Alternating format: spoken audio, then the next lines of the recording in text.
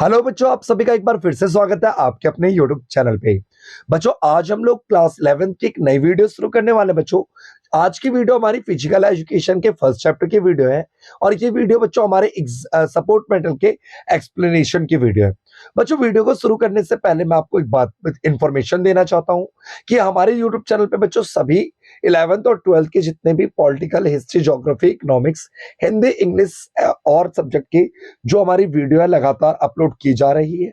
अगर आपने हमारे YouTube चैनल को सब्सक्राइब नहीं किया है तो चैनल को सब्सक्राइब कर ले, ठीक है। और वीडियो अच्छी लगती है तो कमेंट करके जरूर बताएं बच्चों। चैनल वीडियो को लाइक करें और अपने दोस्तों के साथ शेयर करें। बच्चों, अगर जो वीडियो आपको नहीं मिलती है तो प्लेलिस्ट पे आकर आसानी से ढूंढ सकते हैं आप लोग। बच्चों, आज का जो हमारा पहला चैप्टर है बच्चों फिजिकल एजुकेशन का, उसका नाम है शारीरिक शिक्षा में बदलती प्रवृत्ति और कैरियर, ठीक है। इस चैप्टर को पढ़ेंगे बच्चों। तो इस चैप्टर को पढ़ने से पहले मैं बता दूं कि चैप्टर थोड़ा बड़ा है बच्चों। चैप्टर को पूरा अंत तक जरूर देखिए, आपके लिए बहुत ही लाभकारी वीडियो है बच्चों ये। देखिए, शारीरिक शिक्षा का अर्थ बच्चों, शारीरिक का मतलब क्या होता है? शरीर व इससे जुड़े हुए। और शिक्षा का मतलब क्या होता है? ज्ञान और इसमें समाहित। देखिए, शारीरिक व इसमें समाहित चीजें क्या है? मस्तिष्क, ऑर्गन, आत्मा। और ज्ञान व इसमें समाहित चीजें क्या है? विकास, प्रदर्शन, तैयारी आदि, ठीक है। देखिए, शारीरिक व शारीरिक क्रिया जहां प्रक्रिया है तो शिक्षा उसका क्या है बच्चों? परिणाम है। शारीरिक व शारीरिक क्रिया एक कारण है तो शिक्षा उसका क्या बच्चों? प्रभाव है। मतलब हम कह सकते हैं कि शारीरिक शिक्षा क्या है बच्चों?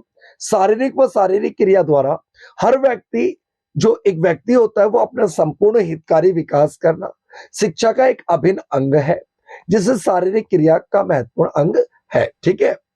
परिभाषा देखिए शारीरिक शिक्षा की।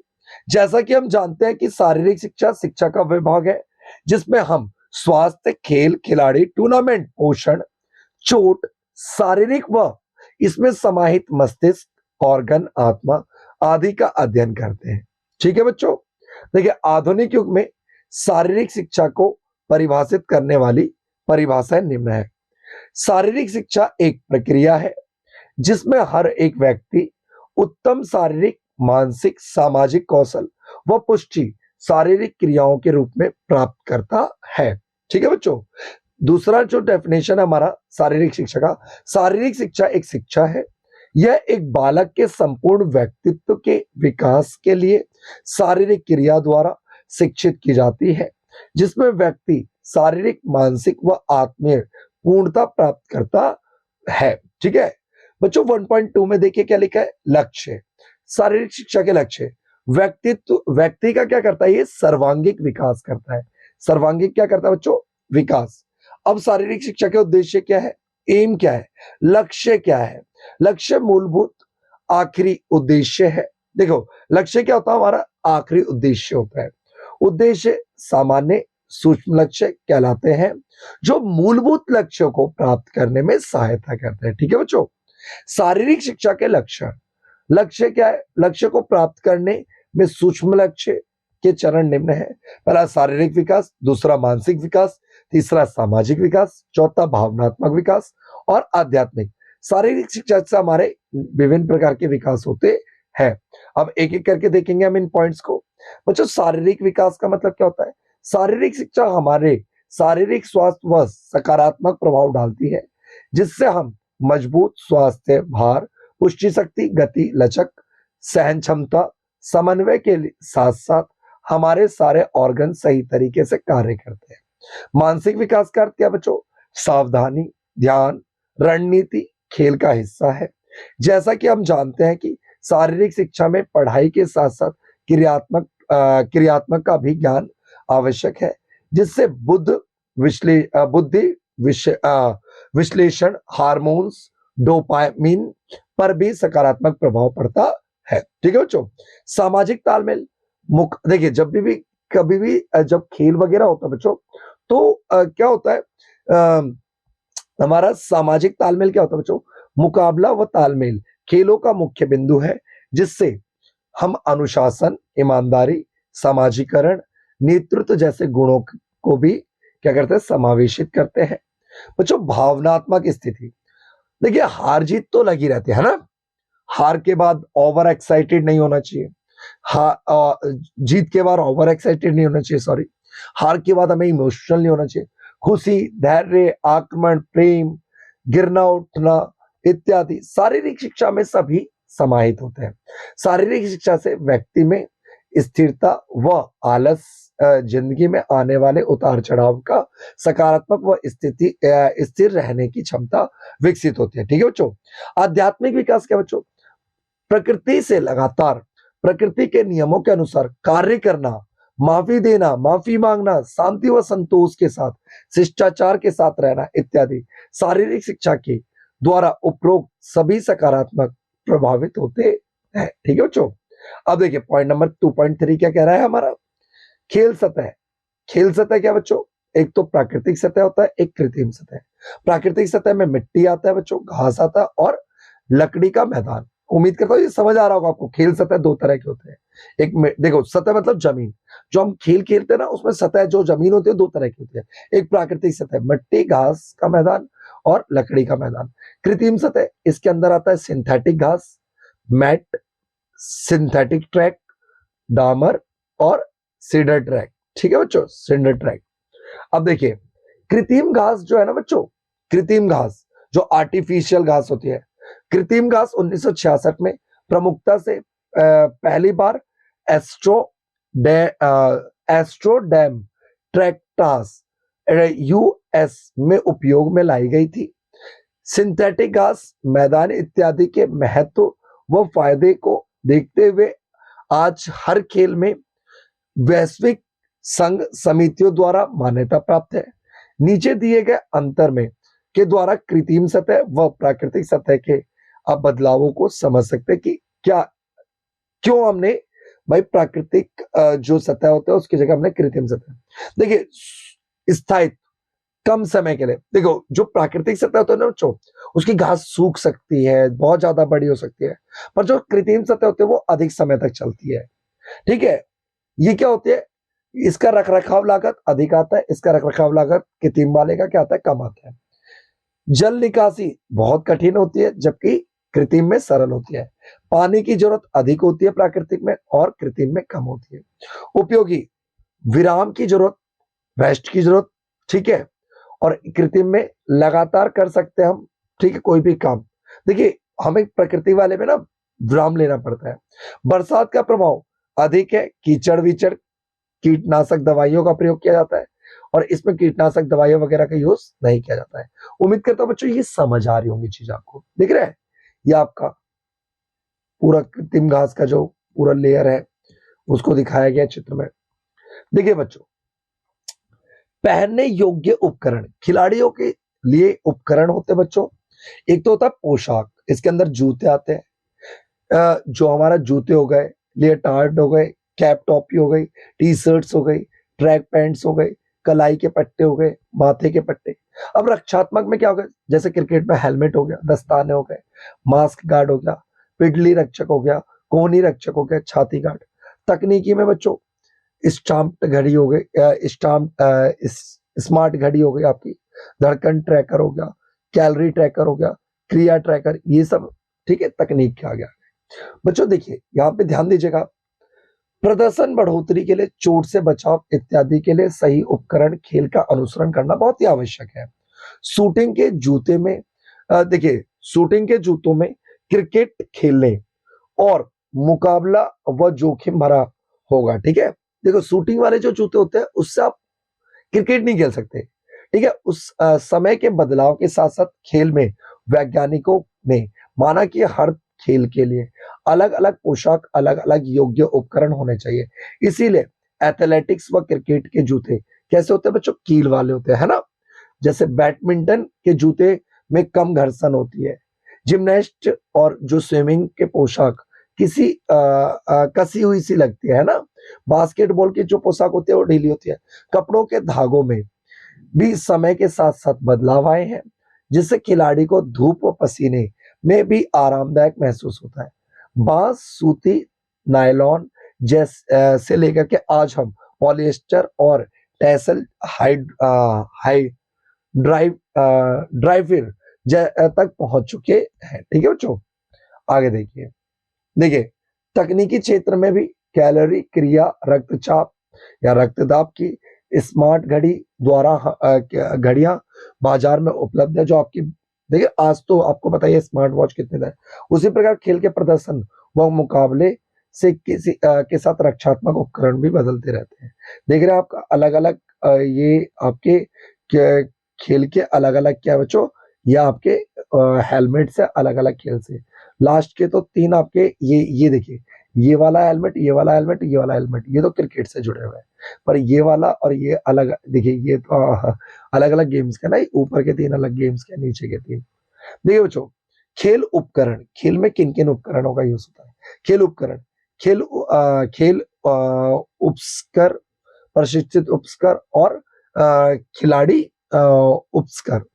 बच्चों इसके अंदर गेंद, गोला post, wicket, racket, bat, mat और जाल आदि आते हैं खेल उपस्कर में। और प्रशिक्षण उपस्कर में रस्सा, ट्रेडमिल, डंबल और चिन अप बार। और खिलाड़ी उपस्कर में बच्चों आता है उपस्कर बोलो, उपकरण बोलो, ठीक है, जूते, हेलमेट, दस्ताने, कोहनी रक्षक, छाती रक्षक और घुटना रक्षक आदि आते हैं। ठीक है, यहाँ पे आप पढ़ भी सकते हैं कि खेलों की जरूरत के अनुसार खेलों में भाग लेने के लिए जो उपस्कर या उपकरण, यंत्र, परिधान, पोशाक, सामान इत्यादि उपयोग में लाए जाते हैं खेल उपकरण कहलाते हैं। दर्शक, नवाचार, प्रतिस्पर्धा, प्रदर्शन, रक्षात्मक जरूरत, मनोरंजन, प्रसारण तकनीक इत्यादि के कारण खेल उपकरण भी समय के साथ साथ क्या हो रहा है, विकास हो रहा है। खेल तकनीक विश्व में 6G तकनीक की तरह बढ़ रही है। जो तकनीक है वो 6G की, 5G की स्पीड से आप बच्चों फोन चलाते हैं, 6G की स्पीड से बढ़ रही है। खेलों की नई तकनीकों का विकास, खेल भी कोई तकनीक से अछूत थोड़ी रह सकता है। देखिए आप देखें खेल में कितनी तकनीक बढ़ गई कि बॉल टच हुई है, बैल से कि नहीं हो रही है, ये पूरा मीटर, क्रिकेट में बेल्स वगैरह लगा दिए गए हैं। ठीक है, आप ये सब पढ़ सकते हैं बच्चों। ठीक है, तकनीकी नवाचार के लिए क्या क्या रह गया है? कृत्रिम बुद्धिमत्ता, स्टंप व्हील्स, हॉक आई, कैमरा गतिविधियों के नवीनता, drone camera, photo finish camera, GPS tracker और ऑटोमेटिक टाइपिंग मशीन वगैरह आ गए हैं। ठीक है, पॉइंट नंबर 2.3 देखिए बच्चों, शारीरिक शिक्षा में कैरियर विकल्प। देखिए शारीरिक शिक्षा में आप क्या क्या कर सकते हैं कैरियर में? आप बच्चों कैरियर में अध्यापक बन सकते हैं फिजिकल एजुकेशन के, कोच बन सकते हैं, खिलाड़ी बन सकते हैं, ऑफिशियल जैसे रेफरी, अंपायर बन सकते हैं, प्रबंधक, मैनेजमेंट कमिटी, तकनीकी वैज्ञानिक, उपकरण तकनीकी, फिटनेस, सुयोग्य इत्यादि, प्रत्यक्ष तौर पे, अप्रत्यक्ष तौर पे। ठीक है, जैसे फिजियोथेरेपिस्ट होते हैं, डिफेंस, मेडिसिन इत्यादि प्रभावित होते हैं। इसके साथ साथ खेल कोटे से आप मिनिस्ट्रियल व नॉन मिनिस्ट्रियल स्टाफ में भर्ती ले सकते हैं। उनके साथ ही अनेक स्टार्टअप पेशों में भी शारीरिक शिक्षा से जुड़ते जा रहे हैं। ठीक है, आधुनिक युग में लीग, खेल प्रशिक्षण, सहयोग, खिलाड़ी प्रबंधन व दूसरे देशों की टीमों को भी प्रशिक्षण में शामिल किया जा रहा है। उदाहरण के तौर पे ईरान की महिला कबड्डी टीम जिसने एशियाई खेलों में स्वर्ण पदक जीता था, उसने प्रशिक्षण के रूप में एक भारतीय कोच की सेवा ली थी। तो मतलब इसमें भी फिजिकल एजुकेशन में भी कई सारे क्या है बच्चों आपके करियर है। ठीक है, यहाँ पे बहुत सारे करियर लिखे हुए हैं आपके, आप पढ़ सकते हैं। ठीक है बच्चों, पॉइंट नंबर 1.4 देखते हैं बच्चों। खेल, देखिए मैंने पहले बता दिया था आपको कि ना ये वीडियो थोड़ी बड़ी होने वाली है। ठीक है बच्चों, तो आराम से आप देखते हैं। खेलो इंडिया प्रोग्राम, यहां से बच्चों पक्का क्वेश्चन है आपका, मेरे से लिखवा के ले लीजिए, एक क्वेश्चन पक्का इस चैप्टर में। यह राष्ट्रीय स्तर की एक योजना है। यह भारत सरकार द्वारा साधारण जन की प्रतिभाओं को मंच देना है, जो खेलों में अधिक भागीदारी व उत्कृष्टता में बढ़ोतरी के साथ साथ देश में खेलों की संस्कृति का विकास का एक प्लेटफॉर्म है। यह 2018 में आरंभ की गई थी। इसकी शुरुआत 2018 में दिल्ली में हुई थी। इन खेलों का प्रसारण स्टार स्पोर्ट्स इत्यादि नेशनल चैनल्स पे किया जाता है। खिलाड़ियों को अंतर्राष्ट्रीय स्तर की सुविधाएं, उपकरण मुहैया कराई जाती है। नाम में बदलाव, खेलो इंडिया स्कूल गेम्स अब खेलो इंडिया यूथ गेम्स के नाम से जाना जाने लगा है। बच्चों बहुत इंपॉर्टेंट है, इसके अंदर वर्ग होते हैं। ठीक है, जैसे कि अंडर 17, अंडर 21 में खिलाड़ी लोग भाग लेते हैं। 2020 में शुरू हुए थे। इसमें इंडियन यूनिवर्सिटी खेलों में 17 से 25 वर्ष की आयु के विद्यार्थियों ने भाग लिया था। छात्रवृत्ति, स्कॉलरशिप मिलते, प्राथमिक खेल व चयनीय खिलाड़ियों को अंतर्राष्ट्रीय स्पर्धा की तैयारी के लिए 8 वर्ष तक 5 लाख